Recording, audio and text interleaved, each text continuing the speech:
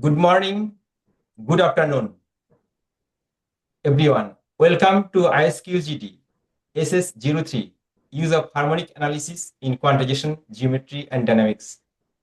This special session is organized under the auspices of the International Society in Quantization, Geometry and Dynamics, ISQGD. ISQGD is an international society dedicated to advancing research and collaboration in mathematics and interdisciplinary sciences, particularly in areas related to quantization, geometry, dynamics, and their applications. Our activities are organized in hybrid mode, allowing participants from around the world to join either online or in person. We are very happy to see participants joining us today from many different countries. This session brings together researchers working in harmonic analysis and its deep interconnections with quantization, geometry, and dynamics. Now it is my pleasure to introduce our first speaker, Prashant Mohanty from IIT Kanpur, India. The title of his talk is Endpoint Estimate of Rough Maximal Singular Integral Operator. Yes, please. Professor Mohanty, it is now over to you. Thank you, Professor Roy Chaudhary, and thank you for giving me an opportunity to use this platform to give a talk. Only thing is that I don't know, how my work is related to the quantization and all, but nevertheless, some people will find some way to use it properly. That is my ignorance to start with. Okay, so today I'm going to give a talk on basically the endpoint estimate of rough maximal singular operator. It's essentially the talk will be about the journey of this problem, which started long back, and we'll also look into some new results which we have got recently. Okay, so to start with, let's first let me define what do I mean by a singular integral operator. So you take a omega function in sphere with vanishing mean 0, and we define the kernel omega by mod y to the power t, and convolution, this is a tempered distribution, and I convolve with the Fourier transform. So this is in the sense of the principal value. And this operator is as old as, date back to the Fourier series days. This is the generalization of the conjugate function or Hilbert transform, Bayes transform, so on and so forth. Okay, so Calderon and Zygmunt in 50s, they showed that if omega is in L log L, then by using the boundedness of the Hilbert transform, they achieved in the higher dimension the boundedness of this operator T omega from LP to LP for P bigger than 1 and less than infinity. So the question which remained from that day was if omega is in L log L, then what about the endpoint? Is it from L1 to weak L1, like the Hilbert transform? And the method of rotation fails for the weak type spaces, so there was no proof. And then the second question one would ask, because of this condition that omega integral of omega 0, one can show that f in Schwarz space, it exists pointwise. And now for that matter, one can ask that whether this T omega f, does it really exist pointwise? So this endpoint was pretty elusive. It remained for a long period of time. It was open. But what Calderon and Zygmunt did just after that, they have defined a general operator, singular integral operator, which says that you take the convolution operator when K is a tempered distribution, and away from 0, it's locally integrable. And there it is Calderon-Zygmunt kernel. If the convolution operator is bounded on L2, that means k hat is a bounded measurable function, and certain kind of the decay, that's the Hermander condition.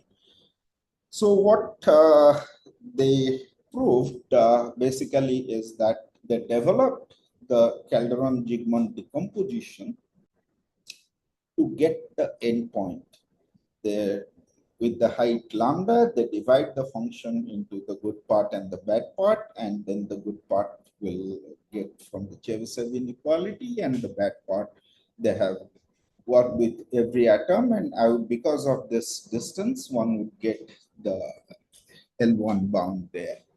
So then because it is given k hat is in L2, so it is bounded from L2 to L2. So by interpolation, one gets that T is bounded from LP to LP. So this Calderon-Zygmunt operator, they are weak type 1,1.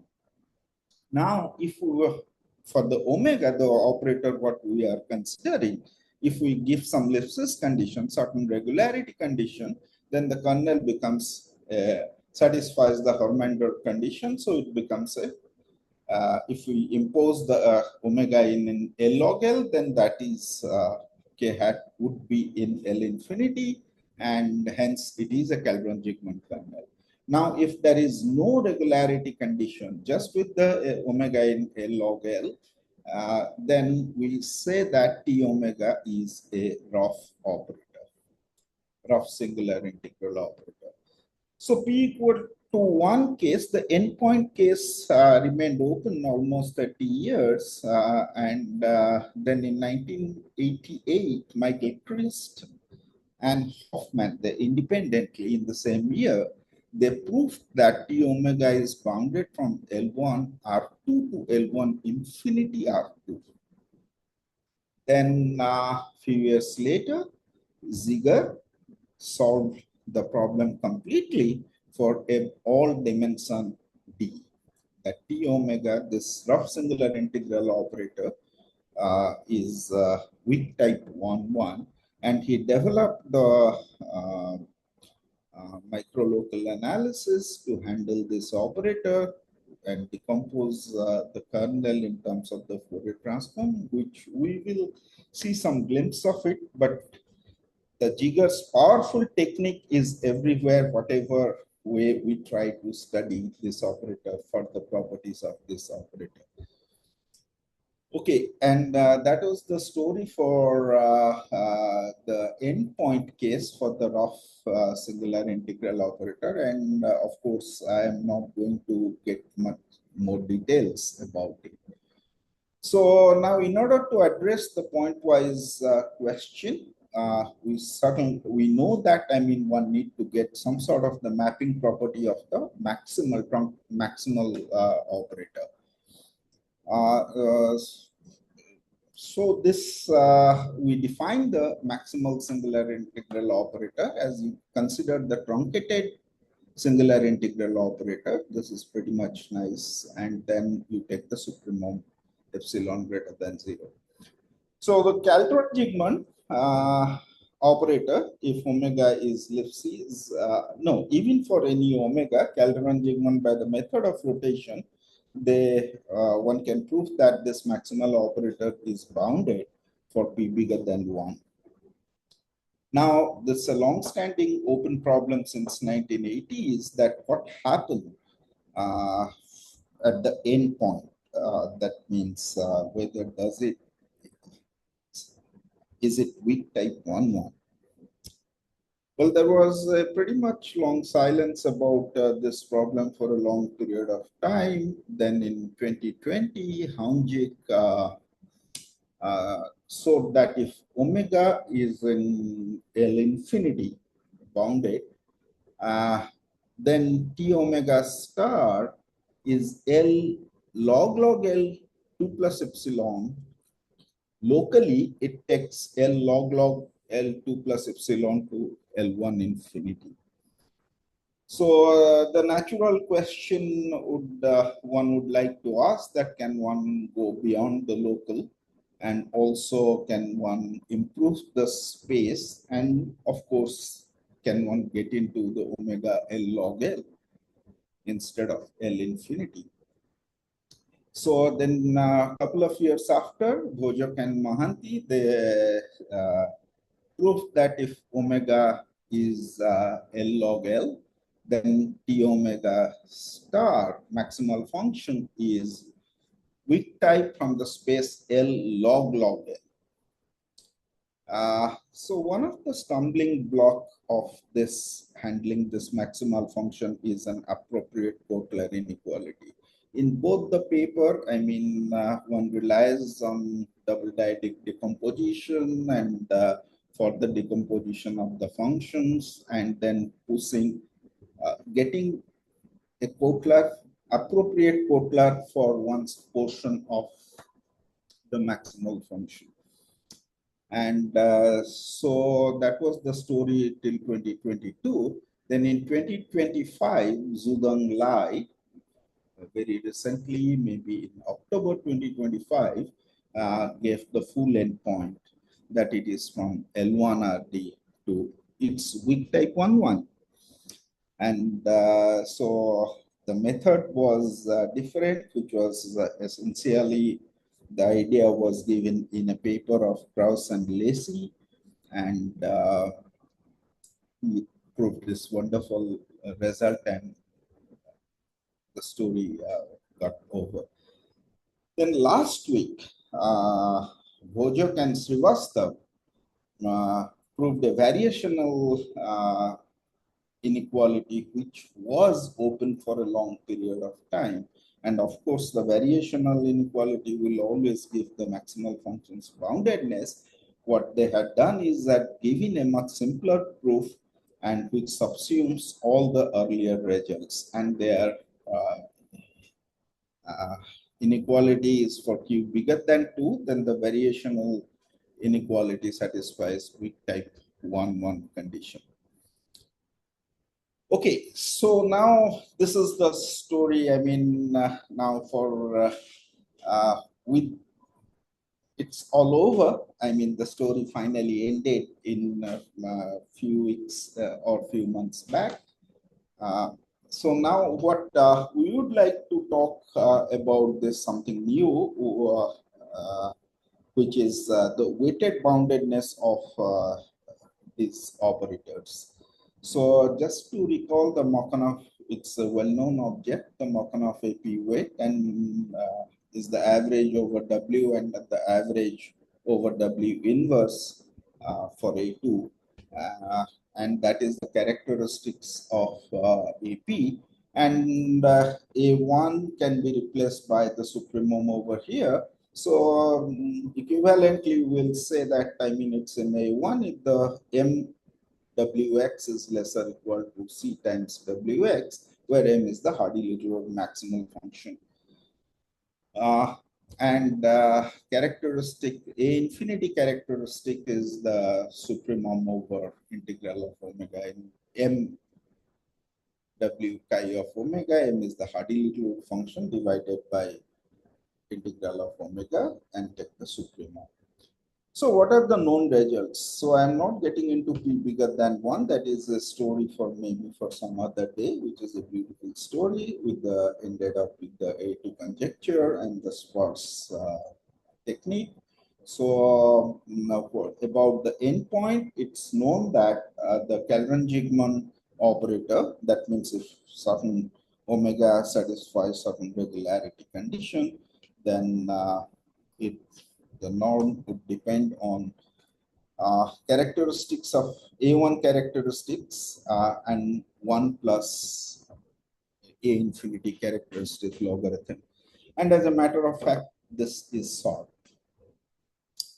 Now, for rough, if I take omega in L infinity, then this has an extra term which is going to come with the A infinity characteristic.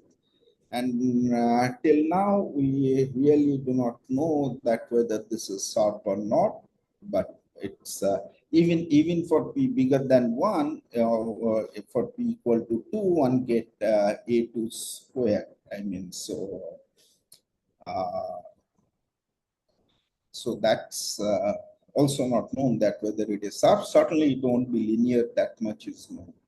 Okay, so this is the existing result. So what we would like to get, that what is the weighted inequality for the maximal operator. Okay, so so we could get that whatever the weight for t omega, this is the exact dependency. This is the quantitative estimate of the weight what we have. Is the same as of that of omega. So now, so a little bit about that. How does one? Of course, I will not give justice to all the proofs in details, but just glimpse of, I mean, what is the methodology we are going to carry out to for this problem. So this is Giger's one. Giger had said that you take K naught, which is supported in an annulus with the radial coordinate is smooth and is bounded by it's bounded uniformly in the angular as well as in the radial coordinate, and then you dilate the Kj, and for S greater than 3, Giger considered this decomposition.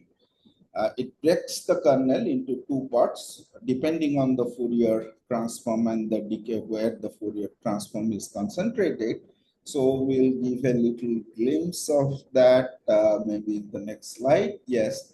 So what you do is that you take, this is the microlocal decomposition. So you decompose your sphere into finitely many unit vectors. You keep them where the distance is at least 2 to the power 1 over 2 to the power s plus 10 by in d, and in such a way that if I take any theta, so with this length I would find one vector in the sphere.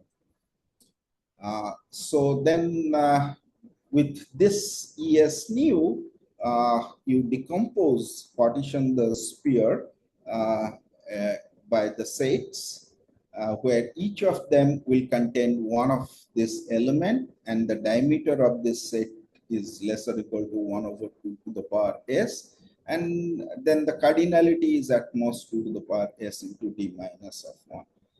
So depending on that, I just truncate my kernel in each of this. I look the kernel on each of these portions. And in S1, this is the arc. I will look at it. And so basically, this is the conical section where all I am going to get into there in the arc.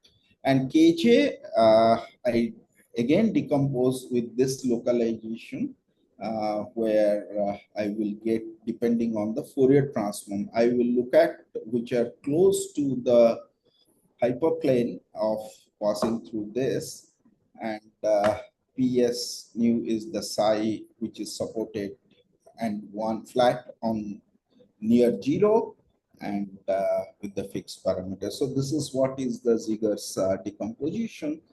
And then he proved to amazing beautiful estimates. So what he does is that now you take, so just imagine that, I mean, when you do the Calderon-Zygmunt decomposition, then I'm going to get BQ. And in the Michael Christ started that you look at clockwise the atoms to deal with the rough singular integral operator. That means I am looking at the length, fixed length, k is fixed. All I am collecting all those cubes and looking at the bat function over that. Then summation over k, and this will give me the entire bat function. So what he had Ziegler proved is that the L2 norm with Bj minus of 1 s for s greater then 3, this has a decay in S with the L1 norm. So essentially this part, if I am going to look at the weak type 1,1 with the 2 Chebyshev, this is going to give me the appropriate bound, and because this is B is the summation over S if I take, so this is going to give me a convergence series in S, so one can handle it nicely. And then for L1 norm, the Kj minus the rest of the part of the kernel, it satisfies a one bound with also a decay in S. Therefore, one Chebyshev is going to work for me. So this is a very powerful lemma Ziegler has proved. And these two results can be combined. First was done by Hongjik, and then later in the recent paper, Bojok and Srivastav, they have also proved. Consider all those BQ like before, and this is the block BK. Then the L2 norm of KJ, convolution of Bj minus of S, L2 norm, this has a decay like this. It's on the end there, it has gamma of Js, but here the Kj is going to satisfy the L2 norm with a decay with the appropriate alpha over here. Okay, so now let's get into the idea of the proof. How does one go about the proof? How much time do I have? Okay, so you decompose. I'm saying you have 4 minutes. 4 minutes. Oh, I see. So, so now if you our maximal function is going to be dominated by the rough maximal function and a discrete maximal function. So once you break that, then the rough maximal function, of course, the endpoint has been proved by Christ and Rubio de Francia, but here we are taking omega in L infinity. Therefore, this is definitely weighted inequality will follow from the weighted inequality of the Hardy-Littlewood maximal function, because you can bring out this. So the main estimate for us is this. So this is what we have got. This is the main result, that if you have what we get, that the discrete maximal function, this is weak type 1,1 with a decay in S. So that is what we have achieved. So once we have that, then this is a standard procedure. I mean, one would like to get, and because so this is what we will employ is the Calderon-Zygmunt decomposition. Then Dipinio and all, they had proved a L2 bound for this were weighted, where the weight is going to from LPW, it is LPMRW, where M is the Hardy-Littlewood. So then with the Chebyshev and with the appropriate choice of P and R, and with Fefferman-Stein and reverse-Holder inequality, one would easily get that this holds. The good part is handled nicely. And for the bad part, one support condition, we just need S greater or equal to 3, that is standard. Then one would look for this sublevel set.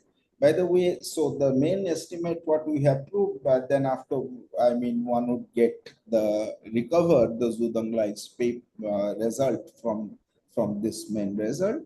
And so now this sublevel set, one would like to get the weighted measures estimate for the sublevel set. That's what we want. So the theorem what we have proved, that is for the Lebesgue measure. And then this is an EG estimate with for any non-negative measure nu. Then with an interpolation argument, we will get for the W is in A1. And Then for the bad part, we decompose it into the finite sum and infinite sum. Then the infinite sum, we will do it because of our ES lambda has a nice EA. So we'll compare that with the geometric series, and then we can pull out the sum of the S outside, and then with the decay condition on the S, we could again sum it up and get the result. And so that is what. Now the main lemma proof is basically essentially the idea was there in the Krauss and Lacy's paper. So we need a dyadic, general dyadic grid, just the dyadic one will not work. So basically then we will, we have, because if I am doubling a dyadic grid, then it is no more going to be in the dyadic, but this will be in a general dyadic grid. So accordingly, I will break my function as per the general dyadic grid. And so to estimate this, what I will play with the support condition, then I will look at all this JM where they are close by. I will get too much of interaction, then I will estimate them separately. Now for the rest of the thing, what I will follow is that I will subdivide with choosing the maximal element like this. And then this the main part of this is that now what is the missing link of the Kotler and here. So here we will be going to use the Rademacher-Menshoff theorem, and then we will do we could manage to get the estimate for this. So these are the references. Michael Christ in annals for D equal to 2, then Rubio differencia, the maximal one, Ziegler, famous paper, then Hanjik, then Bojok Mahanti, Zudamla is still in archive, Bojok and Srivastav is still in archive. So thank you, Professor Raju. Thank you for your patience. Thank you. Thank you. Is there any question to the speaker? Yeah, I have one question. Yeah, please. Maybe I missed it, but can you describe what is the difficulty to relaxing omega to be an L log L? Like, why do you assume L infinity rather than L log L? For the weighted?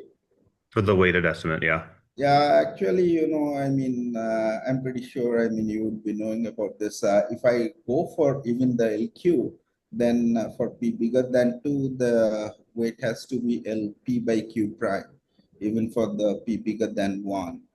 And so there will be some sort of the weak LQ spaces in which one would get, but absolutely this have no clue that how one goes from L infinity further down.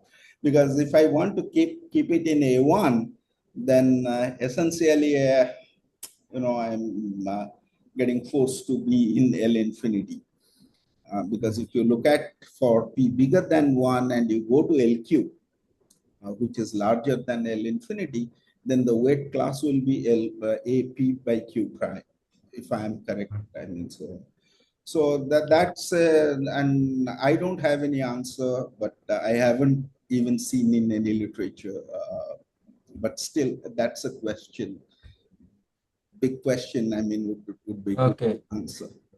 Okay, thank you. Any other question? So if not, let us thank the speaker again. Our next talk will start in 1 minute.